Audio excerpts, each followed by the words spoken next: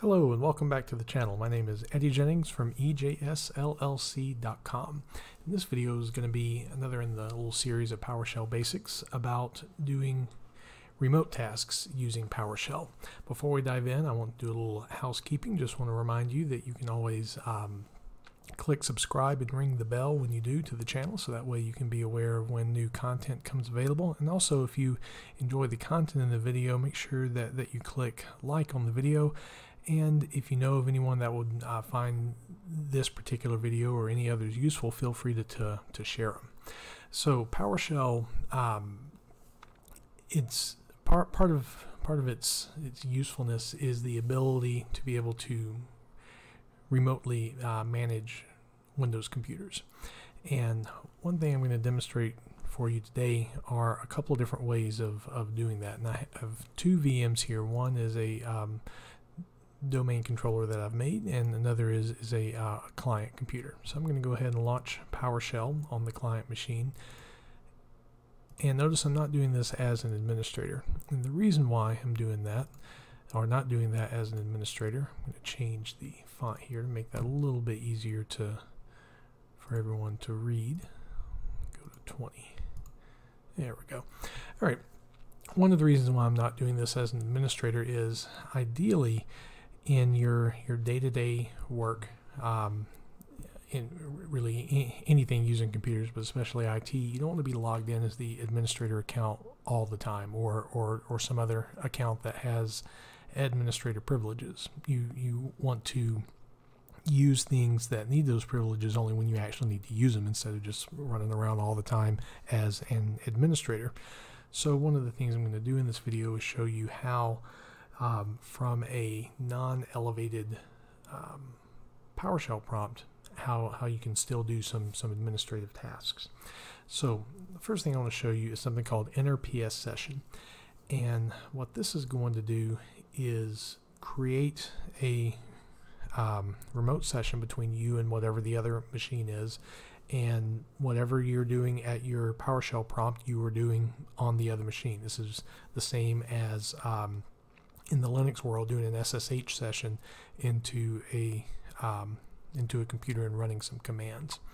So we're going to try this here. I'm going to do Enter PS Session, and the computer name that I'm going to connect to, which I could use the fully qualified domain name, but since I'm in a domain joined environment, the rest of the fully qualified name is going to be assumed. So we're going to do Nariac DC01, and so I'm telling Enter PS Session, this computer name, press enter. And it's going to complain saying that access is denied, and that's exactly right, because the account that I'm in right now, eJennings, is not a privileged account. It's not a domain administrator. It's not a local administrator on this machine or anything like that. So the way that you would do this is we're going to pass a parameter called credential, and there are two ways of doing this. One way is, let's say this is a one-time, you're not going to be doing any other work on Nariac DC01 using these credentials, so we'll just do a one-time thing. So for credential, we're going to put in parentheses a command called get credential. That's going to pop up a little window asking for credentials. So I'm going to put in my domain administrator account, eJennings admin. You can use, I often will use user principal name, so it'll have the domain with it at ejslab.com. For some things you don't have to use user principal name. You can just use the username itself, also called the SAM account name. Both in this scenario, both would be fine. And I'll put in my password, and notice how the prompt has now changed. It says Nariac DC01, and we're in PowerShell, and this is the current directory that I'm in, which is within my user profile and documents. So at this point, I am on this VM Nariac DC01. Everything that I do, if I were to create a variable, if I were to mess with a file or something, that's done on this server. case in point, I'm going to change directories to C. We're going to do get child item. And we see perf logs, program files 86, test, users, and Windows. So I'm going to minimize this PowerShell window here. I'm going to make another PowerShell session, or I don't have to do that. I can do this in the GUI. And I'll go to this PC. Should allow me to click. There we go. Open disk, and notice the C drive on this computer, perf logs, program files x86, Windows, users, Windows. So we're getting a different listing of that because we're on NARIAC DC01.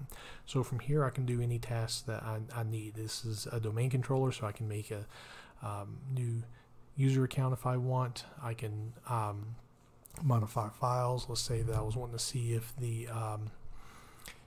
the actual Active Directory service is running, so I could do get service name nt, I think it's ntds. Yes, and that's running. So again, if I were to go back to my other, get out of this session, and if I were to run services.msc, there is no service name Active Directory. Let me make sure it's sorted by name. There is no service name Active Directory Domain Services. This is obviously not a domain controller. This is my client machine. So enter PS session to be fully into this computer. Now, to exit this session, you simply type exit, and notice how my prompt has now changed back to PS without any other computer name. If I were to do the hostname command, you'll see that the host name that comes up is my client computer. So enter PS session is something that I use all the time when I'm doing some Windows administration, but there are some times where you need to do some task or check for something on a server or any other device, but it doesn't warrant making a whole full-on session that you're in, you've logged into this machine, and then you need to manually exit out of it. So there are some commandlets that allow you to specify a computer name or specify whatever remote host that you need to run this against. An example of that is get service. If I were to do get help and get service, you'll notice that one of the parameters is computer name. Alright, so in theory, I could, if I wanted to see all the services running on NARIAC DC01, I could do get service, spell that, move the cursor out of the way there, computer name, should tab complete. Did I misspell service? No, get service. There we go. I must have misspelled service for some reason. I didn't notice it. Anyway, so get service, computer name, and I'll do NARIAC DC01, and it gives me an error. Well, the reason being is I'm still in my non-elevated PowerShell session. I'm still as eJennings. This isn't a PowerShell session as eJennings admin.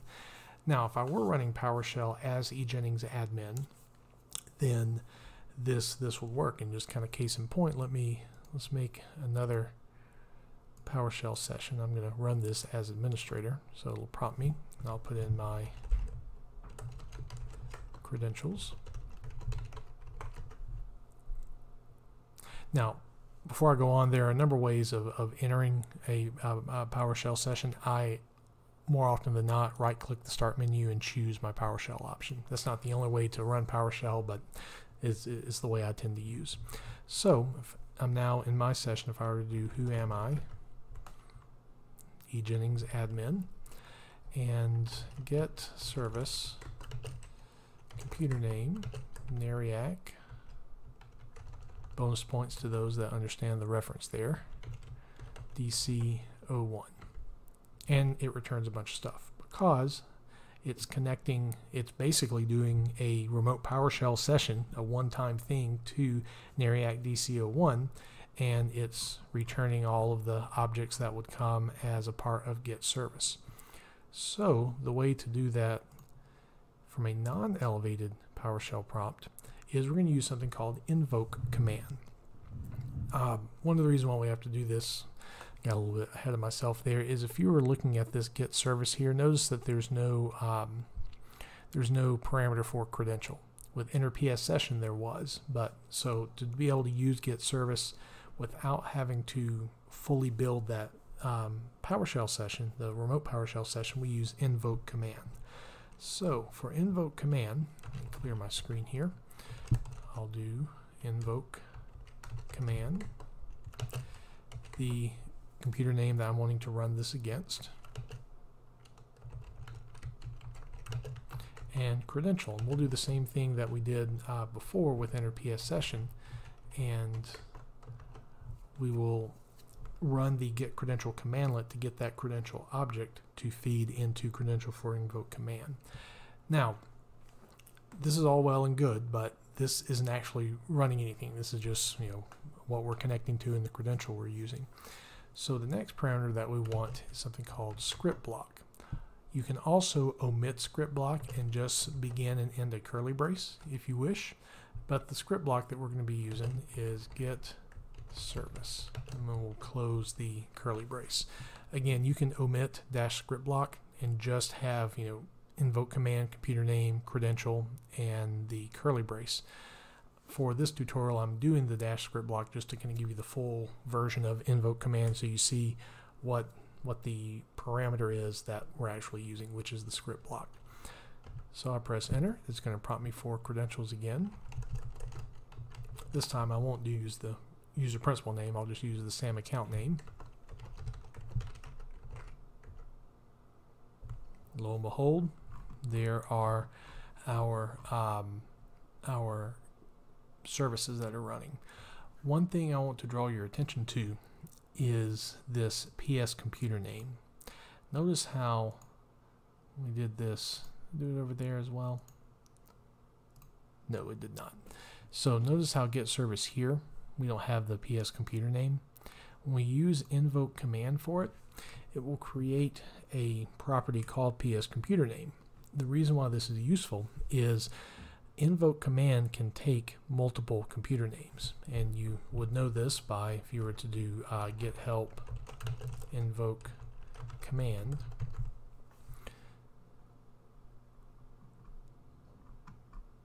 You notice that for computer name, when we go to the top here, invoke command computer name string, and it has this symbol here that tells us that it can take multiple values. So the value of doing this here, let's say that you wanted to get the services, let's say you had 3 domain controllers, NARIAC DC 01, 02, 03. Well, in a single command, you could change this computer name to be NARIAC DC01, NARIAC DC02, NARIAC DC03.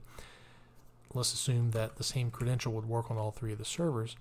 And so what would come back would be everything that's listed, PS computer name, NARIAC DC01, 02, and 03. This is where you could take this value and send it over to where object, and you can do some selection and sorting by the computer name. So it's kind of a nice way if you're wanting to run multiple command or run a command against multiple servers, that PowerShell kind of helps you keep track of the output for that, the objects that are coming back, what the source of those objects are. And in this case, the source is coming from NARIAC DC01. Now, this is all well and good. We have enter PS session, we have invoke command, but it's going to get a little tiring always having to feed that or type in that credential all the time. So something that I often do, if for example, where I do my Windows work most of the time, I have my domain administrator account, and that is the account that I always use if I'm doing some type of remote work. So what I'll do at the beginning of my workday, I'll have my PowerShell session open. I'll make me a variable, and I'm just going to call this variable admin cred, and I'll set that to get credential. Again, my little window will pop up.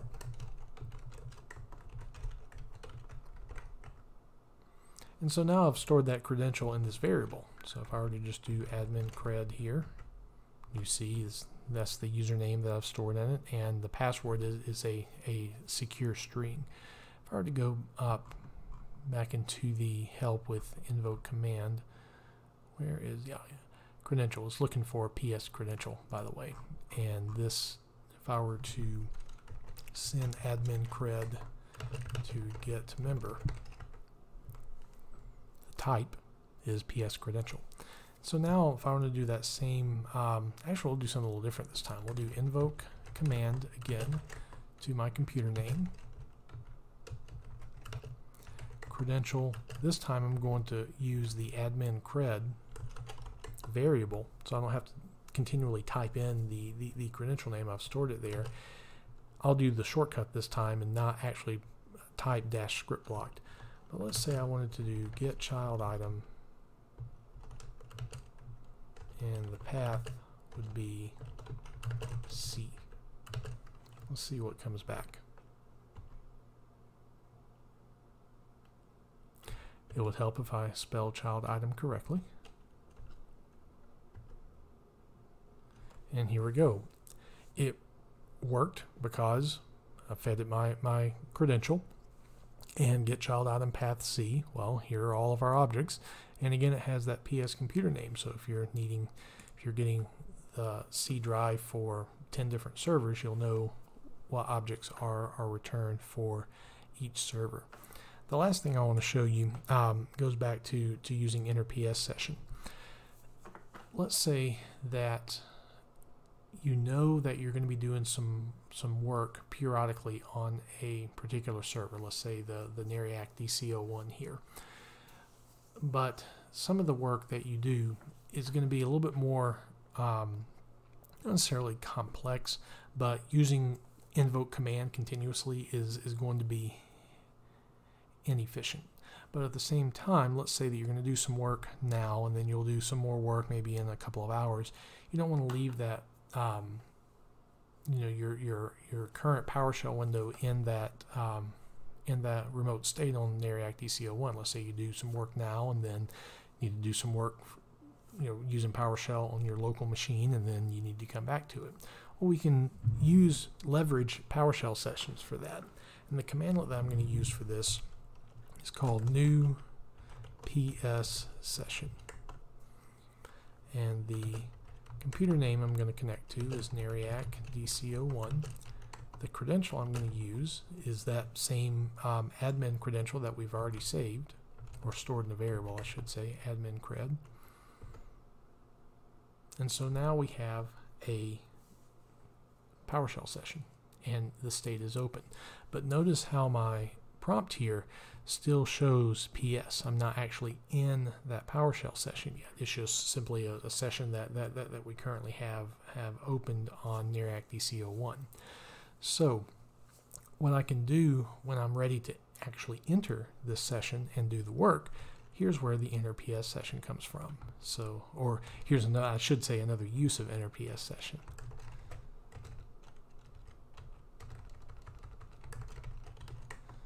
Oh, not PS host process, inner PS session. And the ID number that it has is 6.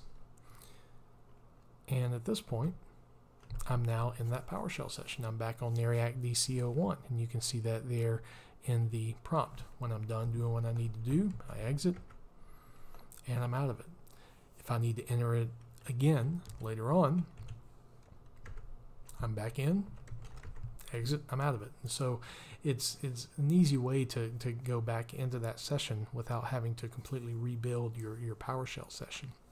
So the obvious question comes up. Let's say you've been working for an hour outside of NARIAC DC01, and you've forgotten that the ID number for your PowerShell session.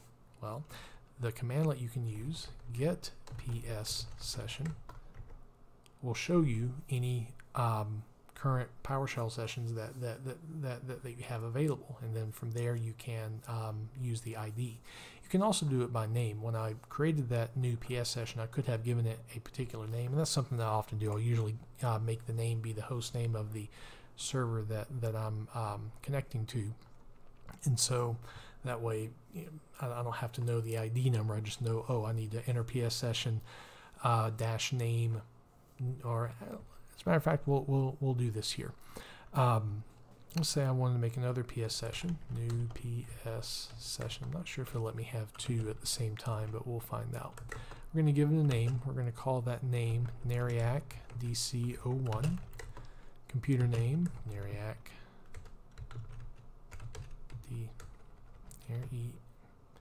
I don't know why I can't spell. DC01. Credential admin cred. It might not let me do this. Oh, it did. How about that? All right. I'm pretty sure I've seen PS Session complain if I'm trying to do like 2 simultaneous sessions from the same machine, or I might be misremembering that. Either way, notice that you have name here of Nariac DC01. So now if I want to enter that session,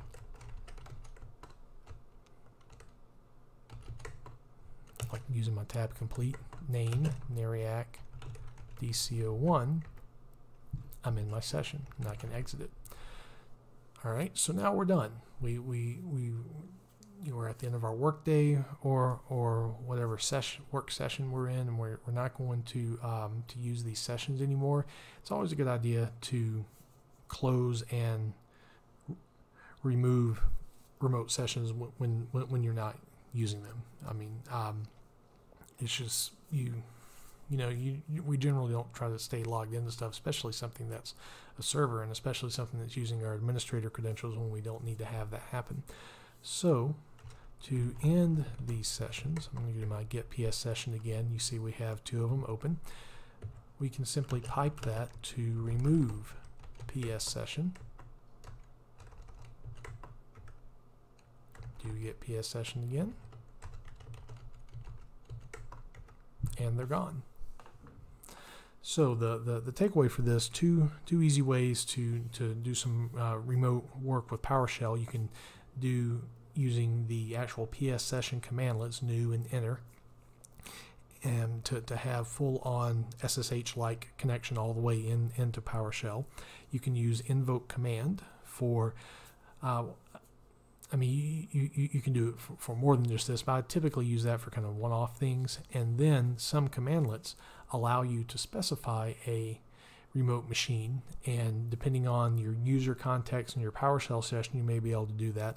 There are some commandlets that allow you to specify the remote machine as well as credential, so it's sort of like that commandlet having invoke command kind of built into it. So I hope you found this useful with your administrative work in a Windows environment. I know that when I'm working in a Windows environment, I'm using this all of the time. It is often much faster than trying to do an RDP session to a server just to do a task or so. You learn how to do that task in PowerShell and use PS session or invoke command, get the task done, and move on to the next thing. So as always, thank you for taking the time to watch. If you enjoyed the content of the video, make sure you click like. Also, don't forget to subscribe and ring the bell when you do, so you're aware of when new content is available, and I'll see you the next time.